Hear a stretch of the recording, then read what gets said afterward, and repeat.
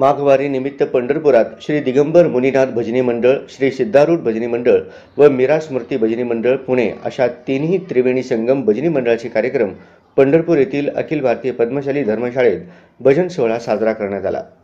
श्री मार्कंडे दिंडी संस्था सोलापूरच्या वतीने माघवारी दिंडी सोहळा कार्यक्रमानिमित्त दिनांक 7 फेब्रुवारी 2025 शुक्रवारी अखिल भारतीय पद्मशाली धर्मशाळेत रात्री 10 ते 12 श्री दिगंबर मुनीनाथ भजनी मंडळ सोलापूर, श्री सिद्धारूढ भजनी मंडळ, मीरा स्मृती भजनी मंडळ पुणे असा त्रिवेणी संगम भजन सोहळा पार पडला।